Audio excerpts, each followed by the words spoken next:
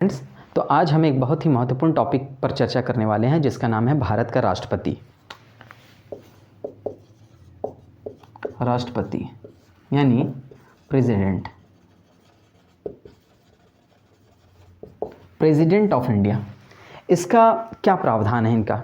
ये चूँकि एक ऐसा महत्वपूर्ण टॉपिक है जिससे कॉम्पिटिटिव एग्जामिनेशंस में जो है 12 क्वेश्चन पूछे जाते रहे, इसीलिए हम इस टॉपिक को आज टच करने वाले हैं। और इसमें मेनली हम पढ़ेंगे कि राष्ट्रपति का क्या प्रोविज़न्स है इंडियन कॉन्स्टिट्यूशन में, और राष्ट्रपति से रिलेटेड कौन कौन से आर्टिकल्स हैं, कौन कौन सी शक्तियाँ प्राप्त है राष्ट्रपति को, और क्या प्रावधान है राष्ट्रपति के बारे में। इसमें हम एक एक अनुच्छेद की चर्चा करने वाले हैं और राष्ट्रपति से रिलेटेड बिल्कुल ऐसे स्टडी करने वाले हैं कि आपका लगभग सब कुछ कंप्लीट हो जाएगा। चाहे आप कोई भी कॉम्पिटिटिव एग्जाम्स की तैयारी कर रहे हो, चाहे आप यूपीएससी या फिर बीपीएससी, जेपीएससी, सिविल सर्विसेज की ही क्यों ना हो, या फिर एसएससी वगैरह की भी तैयारी करते हैं, तो उसमें भी इससे रिलेटेड क्वेश्चन पूछे ही जाते हैं। देखिए, सबसे पहले तो राष्ट्रपति जो है ये शासन का प्रमुख होते हैं। सरकार का जो हेड होते हैं वो राष्ट्रपति होते हैं। हमारे देश में, चूँकि हमारा देश ब्रिटेन का उपनिवेश था, है ना, तो ब्रिटेन की संसदीय प्रणाली को भारत में भी अपनाया गया, अडॉप्ट किया गया। लेकिन जैसे ब्रिटेन के जो राष्ट्रपति हैं उसी के समान ही हमारे राष्ट्रपति हैं, लेकिन दोनों में बेसिक डिफरेंस है। एक ही डिफरेंस है बिल्कुल, क्योंकि ब्रिटेन के जो राजा होते हैं वो भी वहाँ के शासन के प्रमुख होते हैं, लेकिन ये वंशानुगत होते हैं।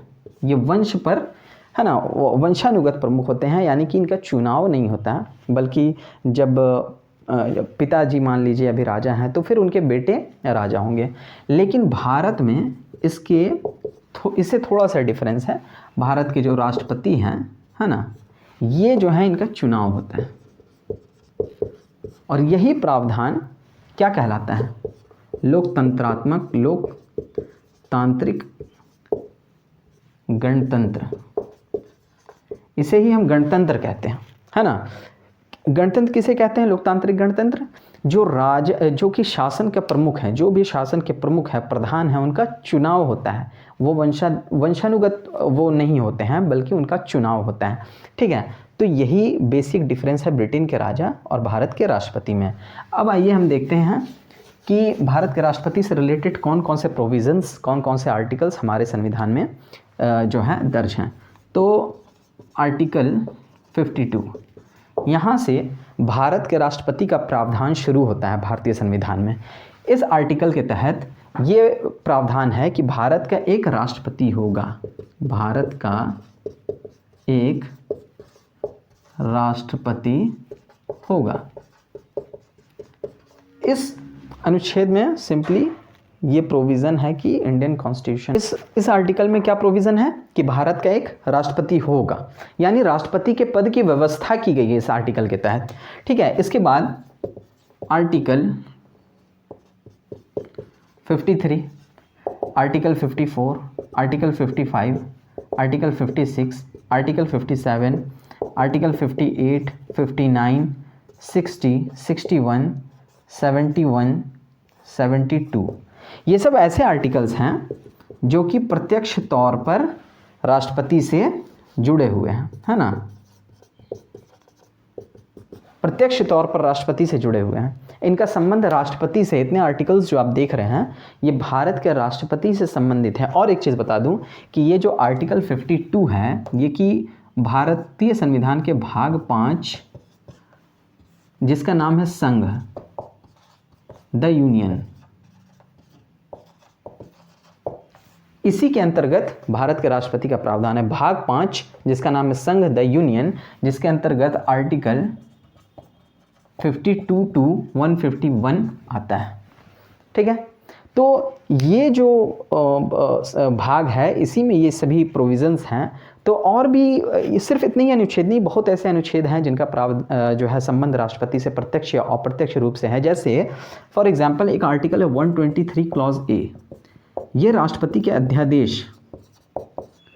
अध्यादेश निकालने की शक्ति से रिलेटेड है। जब संसद सत्र में नहीं होता है ना, लोकसभा या राज्यसभा या तो विघटित होते हैं या फिर सत्र में नहीं होते हैं, तब राष्ट्रपति को एक अधिकार प्राप्त है जिसके तहत राष्ट्रपति कानून बना सकता है।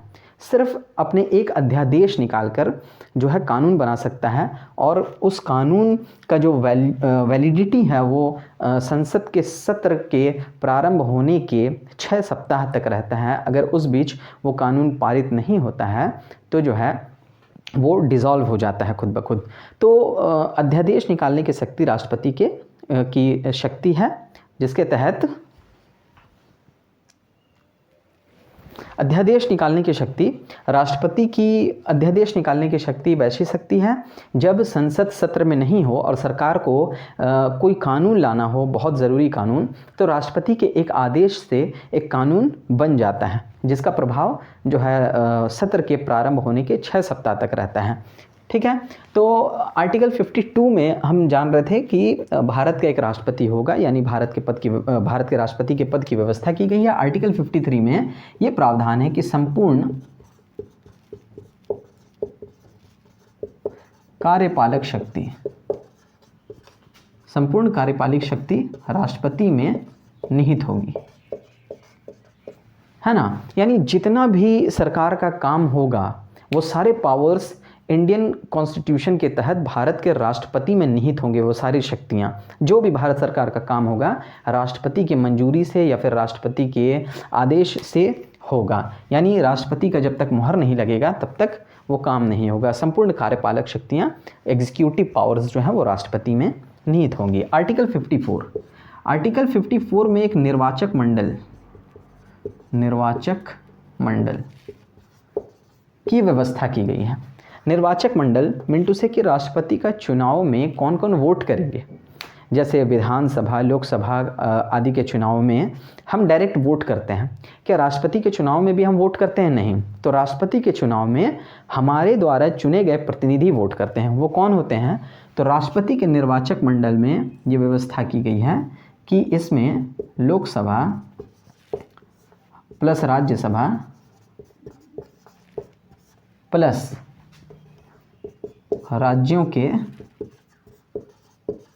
विधानसभा के जो इन सभी के जो निर्वाचित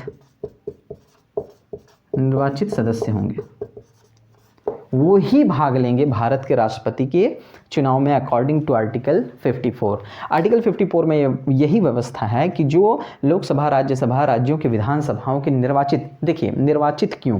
क्योंकि बहुत ऐसे सदस्य लोकसभा, राज्यसभा और राज्यों के विधानसभाओं में चुने जाते हैं जो कि निर्वाचित नहीं होते हैं, इलेक्शन लड़के नहीं आते, बल्कि उनका मनोनयन किया जाता है। उन्हें राष्ट्रपति या राज्यपाल चुनता है, ठीक है, उनको अपॉइंट करता है, मनोनयन करता है। तो जैसे कि एग्जाम्पल मैं दे सकता हूँ इसमें कि राज्यसभा में 12 ऐसे सदस्य होते हैं जिनका मनोनयन राष्ट्रपति स्वयं करता है, उनका चुनाव नहीं होता, है ना।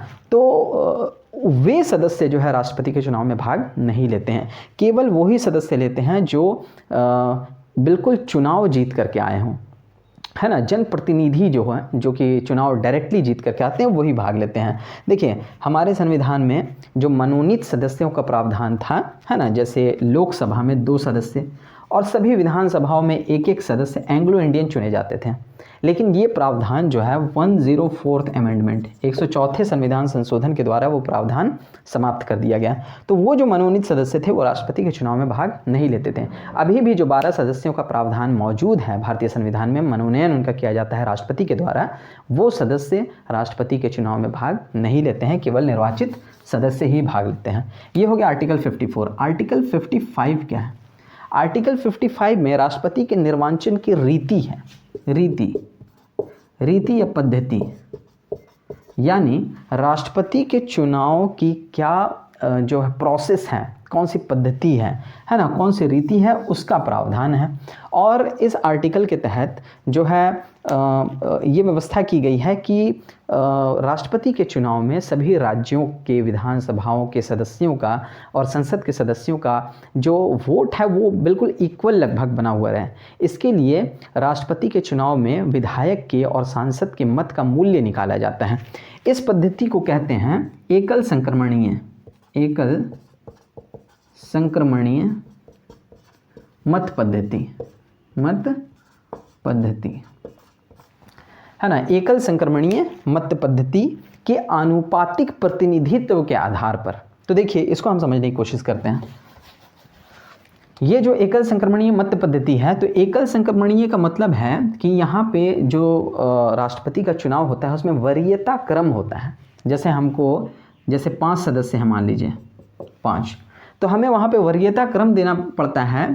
ऐसा नहीं कि हम डायरेक्ट जाके इनको वोट देती, नहीं, बल्कि मान लीजिए ये फर्स्ट प्रेफरेंस मेरा ये उम्मीदवार है, तो हमें सेकंड प्रेफरेंस भी देना पड़ता है। इसी को कहते हैं एकल संक्रमणीय व्यवस्था। आनुपातिक प्रतिनिधित्व का मतलब है कि सभी स्टेट्स का जो है, चाहे वो छोटा स्टेट क्यों ना हो, चूँकि मान लीजिए कोई छोटा स्टेट है, फॉर एग्जांपल झारखंड जहाँ पे 81 विधानसभा सदस्य हैं, यूपी में तो 403 हैं, तो ऐसा नहीं कि यूपी का वेटेज बढ़ जाए। इस वेटेज को, इस जो गैप है ना, नंबर गैप है, इसको कम करने के लिए राष्ट्रपति के चुनाव में मत का मूल्य निकाला जाता है, यानी वोट का वैल्यू निकाला जाता है, जो कि अलग अलग नहीं इक्वल होता है। तो देखिए इसमें जो है एक MLA का मत मूल्य और एक MP यानी मेंबर ऑफ पार्लियामेंट का, ये मेंबर ऑफ लेजिस्लेटिव असेंबली, एक MP का मत मूल्य, ये जो है निकाला जाता है। तो ये कैसे निकाला जाता है, ये एग्जाम्स में पूछे जाते हैं। तो एक MLA का जो मत मूल्य निकाला जाता है वो निकाला जाता है उस राज्य की जो टोटल जनसंख्या है, उसको हम उस राज्य में जो टोटल MLA चुने गए हैं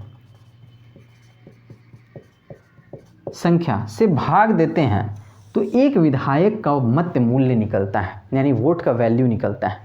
इसी तरीके से एक MP का मत मूल्य कैसे निकालते हैं, तो सभी राज्यों के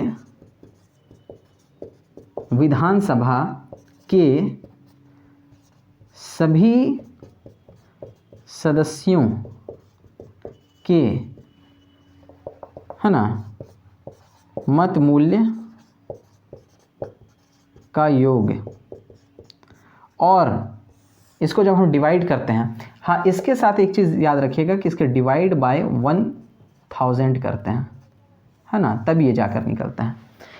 ये जो है राष्ट्रपति राज्य के जो विधानसभा है उसमें जो उसकी जो टोटल जनसंख्या है उसको जब हम डिवाइड करते हैं उस राज्य के टोटल नंबर ऑफ MLA से, और इसके साथ डिवाइड करते हैं 1000 से, है ना, जब हम डिवाइड करते हैं 1000 से तो क्या निकलता है, एक MLA का मत मूल्य निकलता है। और एक MP का जो मत मूल्य है वो कैसे निकलता है, तो सभी राज्यों के विधानसभा के सभी सदस्यों के मत मूल्य का योग को जब हम डिवाइड करते हैं टोटल नंबर ऑफ MP से, यानी राज्यसभा और लोकसभा के जो टोटल निर्वाचित सदस्य हैं, है ना, उनकी जो संख्या है उससे जब डिवाइड करते हैं तो एक MP का मत मूल्य निकलता है ना। तो आर्टिकल 55 में यही व्यवस्था है कि राष्ट्रपति के चुनाव की जो रीति है वो एकल संक्रमणीय मत पद्धति है, और एकल संक्रमणीय मत पद्धति के आनुपातिक प्रतिनिधित्व के आधार पर राष्ट्रपति का निर्वाचन किया जाता है, जिसके तहत MP और MLA और MP का मत मूल्य निकाला जाता है, जो कि इस प्रकार होता है। ठीक है, अब देखिए ये तो हो गई रीति पद्धति। अच्छा, एक चीज़ जो आर्टिकल 54 में हम देख रहे थे, निर्वाचक मंडल, इसके तहत दो चीज़ मैं आपको बताना भूल गया। दो चीज़ ऐसी हैं, जैसे एक तो है कि मान लीजिए कि उस समय राज्य के विधानसभा के सदस्य भी भाग लेते हैं। मान लीजिए किसी राज्य के विधानसभा भंग हो तो उस राज्य के MLA कैसे पार्टिसिपेट करेंगे।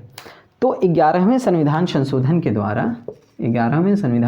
के द्वारा ये व्यवस्था कर दी गई कि अगर निर्वाचक मंडल का कोई ऐसा पद हो जो कि रिक्त हो तो भी राष्ट्रपति का चुनाव कराया जाएगा, राष्ट्रपति के चुनाव में कोई बाधा उत्पन्न नहीं होगी।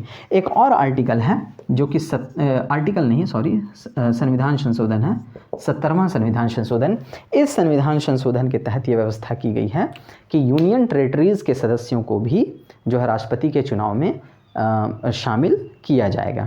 तो पहले राष्ट्रपति के चुनाव में केंद्र शासित प्रदेश के सदस्य शामिल नहीं होते थे, क्योंकि हमें पता है कि 2 ही स्टेट ऐसे हैं, दिल्ली और पुडुचेरी, जहां पर विधानसभा है। 2 ही यूनियन टेरिटरीज़ है सिर्फ। तो उन यूनियन टेरिटरीज़ के विधानसभाओं के निर्वाचित सदस्यों को भी राष्ट्रपति के चुनाव में शामिल किया गया 70वें संविधान संशोधन के तहत। लेकिन शामिल कौन कौन होते हैं? लोकसभा, राज्यसभा, राज्यों की विधानसभा, और जिन केंद्र शासित प्रदेश में विधानसभा है वहाँ के निर्वाचित सदस्य ही राष्ट्रपति के चुनाव में भाग लेते हैं। आर्टिकल 56 में हमने देख लिया राष्ट्रपति के चुनाव की रीति और पद्धति क्या है। अब है आर्टिकल 56। तो आइए हम आर्टिकल 56 देखते हैं। आर्टिकल 56, देखिए आर्टिकल 56 में कहा गया है कि राष्ट्रपति की पदावधि क्या होगी। पदावधि यानी पद की अवधि, है ना, कब तक होंगे। तो इस आर्टिकल में प्रोविज़न है, इस आर्टिकल में प्रोविज़न है कि राष्ट्रपति निर्वाचित जिस तिथि से होगा उस तिथि से 5 वर्ष तक राष्ट्रपति का कार्यकाल होगा, ठीक है। लेकिन राष्ट्रपति उससे पहले भी पदमुक्त हो सकते हैं। कैसे? तो राष्ट्रपति उससे पहले भी पदमुक्त हो सकते हैं। आर्टिकल 56 क्लॉज क के तहत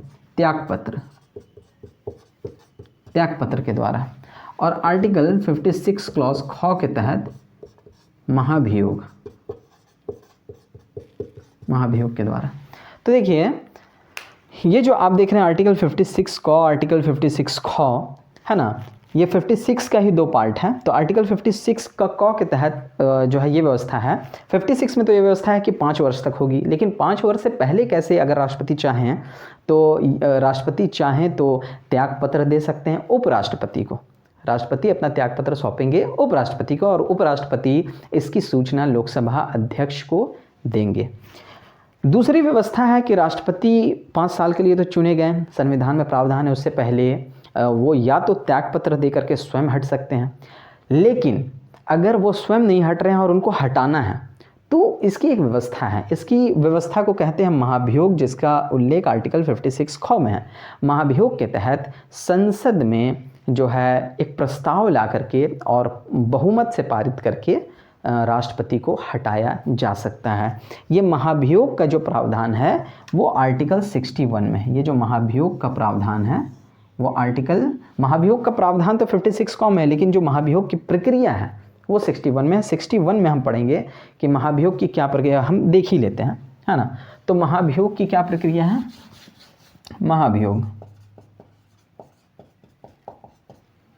महाभियोग की ऐसी प्रक्रिया है कि चाहे लोकसभा में या राज्यसभा में महाभियोग की प्रक्रिया शुरू की जा सकती है। यानी राष्ट्रपति को हटाने की प्रोसेस, है ना, राष्ट्रपति को कैसे हटाया जाएगा उसका प्रोसेस लोकसभा या राज्यसभा में शुरू किया जा सकता है।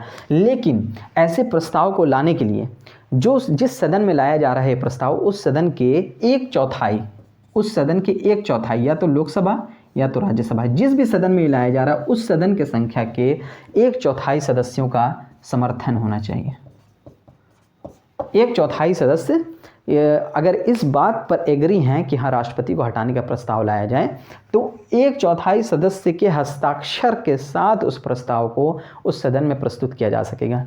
जब इस सदन में लाया जाएगा महाभियोग का प्रस्ताव, तो उसके 14 दिन पूर्व राष्ट्रपति को इस बात की सूचना दी जाएगी कि आपके विरुद्ध महाभियोग का प्रस्ताव लाया गया है, यानी आपको हटाने का प्रस्ताव लाया गया है 14 दिन पूर्व। इसके बाद मान लीजिए ये प्रस्ताव लोकसभा में लाया गया और लोकसभा में ये प्रस्ताव 2/3 मतों से पारित हो गया, तब ये जाएगा दूसरे सदन में। अगर लोकसभा में लाया गया तो राज्यसभा में जाएगा, राज्यसभा में लाया गया है तो लोकसभा में जाएगा। तो जिस सदन में पहले ये 2/3 बहुमत से पारित हुआ है, उस सदन में पारित होने के बाद दूसरे सदन में जाएगा और दूसरा सदन उसकी जांच करेगा। तो 2/3 बहुमत से जब उस सदन में, जिस सदन में राष्ट्रपति के महाभियोग का प्रस्ताव लाया गया है, अगर पारित हो जाता है तो फिर दूसरे सदन में जाता है और दूसरा सदन उसकी जांच करता है। और अगर जांच के बाद उस सदन में भी 2/3 बहुमत से वह प्रस्ताव पारित हो जाता है, तो उस तिथि से राष्ट्रपति को उसका पद रिक्त करना पड़ेगा। ये है राष्ट्रपति के महाभियोग की प्रक्रिया, जो कि आर्टिकल 61 के तहत जो है। अब हम देखते हैं आर्टिकल 54 हमने पढ़ लिया, आर्टिकल 55 भी हमने पढ़ लिया, आर्टिकल 56 भी हमने पढ़ लिया, आर्टिकल 57। हाँ, आर्टिकल 56 के तहत जो एक व्यवस्था, ये बहुत ही ज़रूरी इम्पॉर्टेंट है ना, ये देख लीजिए। तो इसमें तो एक तो त्यागपत्र था और एक था महाभियोग, दो चीज़ें इसमें थी, ठीक है ना। तो त्यागपत्र अगर राष्ट्रपति देता है या फिर महाभियोग लगा करके किसी कारण जो है राष्ट्रपति का पद अगर रिक्त हो जाता है, तो ऐसी स्थिति में उपराष्ट्रपति राष्ट्रपति का प्रभार संभालते हैं। और अगर मान लीजिए उस समय उपराष्ट्रपति भी मौजूद ना हो, उपराष्ट्रपति का पद भी रिक्त हो, तो उस समय फिर भारत के जो मुख्य न्यायाधीश हैं वो राष्ट्रपति के पद पर आसीन होते हैं। देखिए 1969 में ऐसा ही एक मौका आया जब इत्तेफाक से मोहम्मद हिदायतुल्लाह, जो कि उस समय सर्वोच्च न्यायालय के मुख्य न्यायाधीश थे, वो राष्ट्रपति के पद पर आसीन हुए। कोई चुनाव नहीं हुआ उनका, बल्कि वो राष्ट्रपति के पद पर जो है आसीन हुए इसी प्रावधान के तहत कि जब राष्ट्रपति का पद रिक्त होगा तो उपराष्ट्रपति उस पद पर आएंगे, और जब उपराष्ट्रपति भी नहीं हो तो भारत के सर्वोच्च न्यायालय के न्यायाधीश उस पद पर नियुक्त होंगे। 1969 में जब जाकिर हुसैन साहब का देहांत हो जाता है, तब वी गिरी साहब को राष्ट्रपति बनाया जाता है ना। लेकिन 1969 में राष्ट्रपति का चुनाव लड़ने के लिए, चूंकि ये उपराष्ट्रपति थे उस समय, इसीलिए इनको राष्ट्रपति बनाया गया, वी गिरी को, है ना। जाकिर हुसैन साहब का इंतकाल हो जाता है, तब वी गिरी साहब को राष्ट्रपति बनाया जाता है। क्यों? क्योंकि ये उपराष्ट्रपति थे। लेकिन उसी समय राष्ट्रपति का चुनाव लड़ने के लिए वी गिरी जी ने त्यागपत्र दे दिया, और जब इन्होंने त्यागपत्र दे दिया तब उस समय भारत के जो सर्वोच्च न्यायालय के मुख्य न्यायाधीश थे एम हिदायतुल्लाह,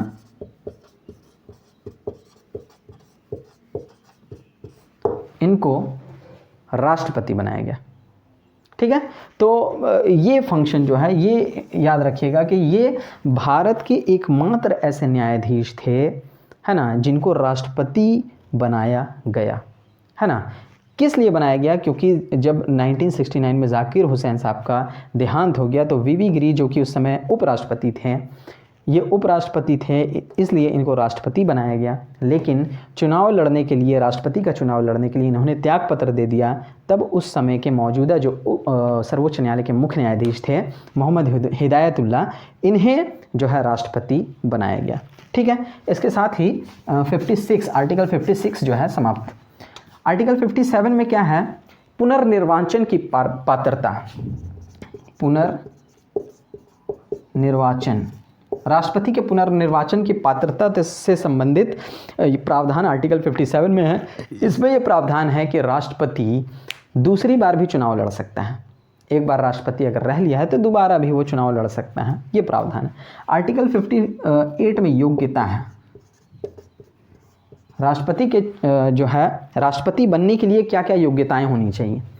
तो मेनली इसमें क्या है योग्यता कि राष्ट्रपति बनने के लिए पहली योग्यता है कि वो भारत का नागरिक हो, है ना, और 35 वर्ष पूरी कर लिया हो, यानी न्यूनतम 35 वर्ष उसका हो गया तो वो राष्ट्रपति बन सकता है ना, या राष्ट्रपति के चुनाव को लड़ सकता है, न्यूनतम 35 वर्ष।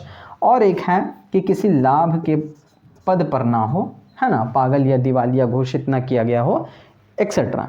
आर्टिकल 58 में क्या है? योग्यता है। आर्टिकल 59 में क्या है?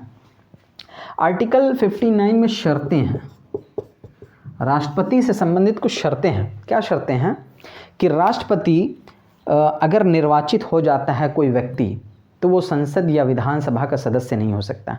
यानी अगर कोई व्यक्ति जो कि संसद का सदस्य था या विधानसभा का सदस्य था और वो राष्ट्रपति निर्वाचित हो जाता है, तो उस दिन से उसके पद की जो वो जिस पद में था, यानी सांसद था या फिर विधानसभा सदस्य था, उस पद से उसे त्यागपत्र देना पड़ेगा। ठीक है। दूसरा इसमें प्रावधान है कि किसी लाभ के पद को धारण न किया हो, और इसमें प्रावधान ऐसे हैं आर्टिकल 59 में कि राष्ट्रपति को उसके कार्यकाल के दौरान उसके वेतन भत्ते वगैरह में कमी नहीं की जा सकती है ना। और इसमें कुछ प्रावधान है, जैसे राष्ट्रपति को जो है सरकारी बंगले और बहुत सारी ऐसी सेवाएं निःशुल्क प्राप्त होंगी। इन सभी चीज़ों का प्रावधान आर्टिकल 59 में है। आर्टिकल 60 में शपथ का प्रावधान है। शपथ यानी आर्टिकल 60 के तहत राष्ट्रपति को शपथ कौन दिलाएगा, कैसे दिलाएगा, शपथ का प्रतिज्ञान कैसा होगा, है ना, वो उल्लेख है इसमें।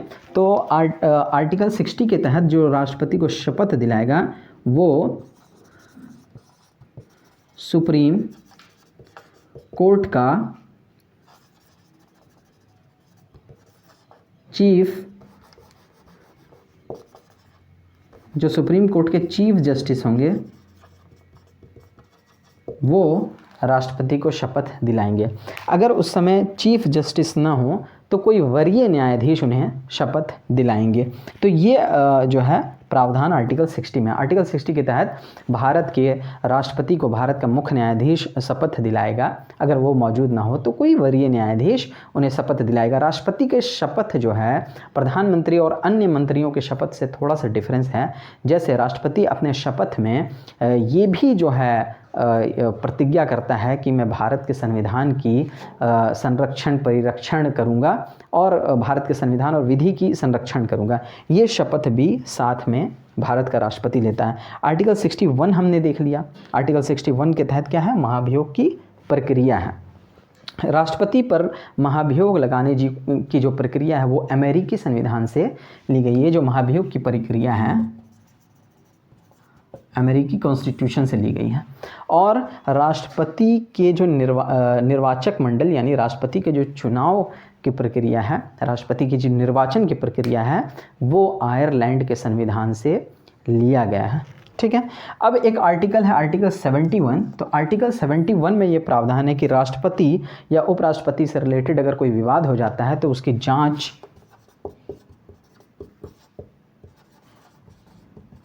सुप्रीम कोर्ट करेगा। अगर राष्ट्रपति या उपराष्ट्रपति के चुनाव से संबंधित कोई विवाद होता है तो उसकी जांच सुप्रीम कोर्ट करेगा। ठीक है, thank you. Please subscribe, please share, and please like.